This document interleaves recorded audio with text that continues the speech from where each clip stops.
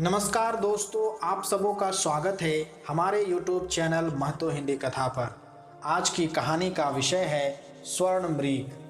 किसी जंगल में एक दिव्य मृग रहता था। सोने के रंग में ढला उसका सुंदर सजीला बदन मानिक, नीलम और पन्ने की कांति की चित्रांगता से शोभायमान था।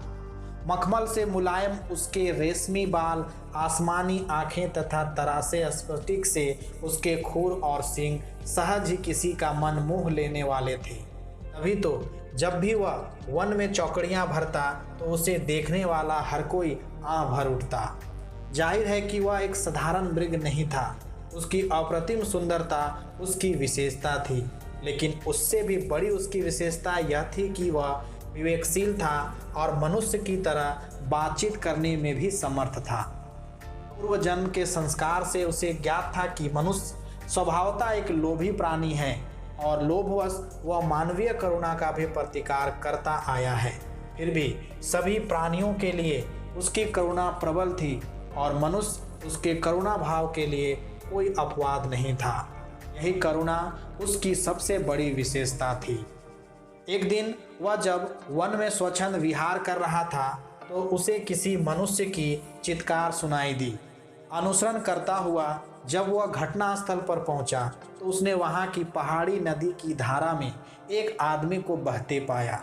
उसकी करुणा सहज ही फूट पड़ी। वह तत्काल पानी में कूद पड़ा और डूबते व्यक्ति को अपने पैरों को पकड़ने की सलाह दी। डूबता व्यक्ति अपनी घबराहट में मृग के पैरों को ना पकड़ उसके ऊपर ही सवार हो गया। नाजुक मृग उसे झटक कर अलग कर सकता था, मगर उसने ऐसा नहीं किया।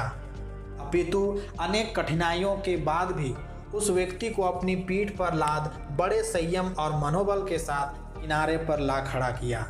सुरक्षित आदमी ने जब उसको धन्यवाद देना चाहा तो उसने उससे कहा, अगर तू सच में मुझे धन्यवाद देना चाहता है तो यह बात किसी को भी नहीं बताना कि तूने एक ऐसे मृग द्वारा पुनर्जीवन पाया जो एक विशिष्ट स्वर्ण मृग है, क्योंकि तुम्हारी दुनिया के लोग जब मेरे अस्तित्व को जानेंगे तो वह निसंदेह मेरा शिकार करना चाहेंगे। इस प्रकार उस मनुष्य को विदा कर वह पुनः अपने निवास स्थान को चला गया। कालांतर में उस राज्य की रानी को एक स्वप्न आया। उसने स्वप्न में उसी मृग के साक्षात दर्शन कर लिए। उसकी सुंदरता पर मुग्ध और हर सुंदर वस्तु को प्राप्त करने की तीव्र अभिलाषा से उसको अपने पास रखने की उसकी लालसा प्रबल हुई। तत्काल उसने राजा से उस मृग को ढूंढकर लाने का आग्रह किया। सत्ता मद में चूर राजा उसकी याचना को ठुकरा नहीं सका। उसने नगर में ढिंढोरा पिटवा दिया कि जो कोई भी रानी द्वारा कल्पित मृग को ढूंढने में सहायक होगा उसे वह एक गांव तथा 10 सुंदर युवतियां पुरस्कार में देगा। ढिंढोरे की बात उस व्यक्ति ने भी सुनी जिसे उस मृग ने बचाया था। उस व्यक्ति को उसका निवास स्थान मालूम था। बिना एक क्षण गवाए वह दौड़ता हुआ राजा के दरबार में पहुंचा। फिर हाँफते हुए उसने मृग का सारा भेद राजा के सामने उगल डाला। राजा और उसके सिपाही उस व्यक्ति के साथ तत्काल उस वन में पहुंचे और मृग के निवास स्थल को चारों ओर से घेर लिया। उनकी खुशी का ठिकाना ना रहा जब उन्होंने मृग को रानी की बताई छवि के बिल्कुल अनुरूप पाया। राजा ने तब धनुष साधा और मृग उसके ठीक निशाने पर था।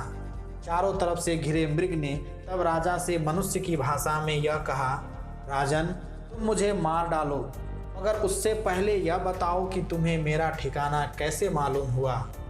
उत्तर में राजा ने अपने तीर को घुमाते हुए उस व्यक्ति के सामने रोक दिया जिसकी जान मृग ने बचाई थी। मृग के मुख से तभी यह वाक्य हठात फूट पड़ा, निकाल लो लकड़ी के कूंदे को पानी से, ना निकालना कभी एक अकृत्य इंसान को। राजा ने जब मृग से उसके संवाद का आशय पूछा तो उसने राजा को उस व्यक्ति के डूबने और बचाए जाने की पूरी कहानी कह सुनाई। उसकी करुणा ने राजा की करुणा को भी जगा दिया था। उस व्यक्ति की कृतज्ञता पर उसे रोष भी आया। राजा ने उसी तीर से जब उस व्यक्ति का संहार करना चाहा तो करुणा अवतार मृग ने उस व्यक्ति का वध न करने की प्रार्थना की। मृग की विशिष्टताओं से प्रभावित राजा ने उसे अपने साथ अपने राज्य में आने का निमंत्रण दिया। मृग ने राजा के आग्रह को नहीं ठुकराया और कुछ दिनों तक वह राजा के आतिथ्य को स्वीकार कर पुनः अपने निवास स्थल को लौट गया। दोस्तों, कहानी अच्छी लगी हो प्लीज़ चैनल को सब्सक्राइब करें और बेल आइकन को भी प्रेस कर दें ताकि इस तरह की और भी नई नई कहानियाँ मैं आपके लिए लाता रहूँ। धन्यवाद।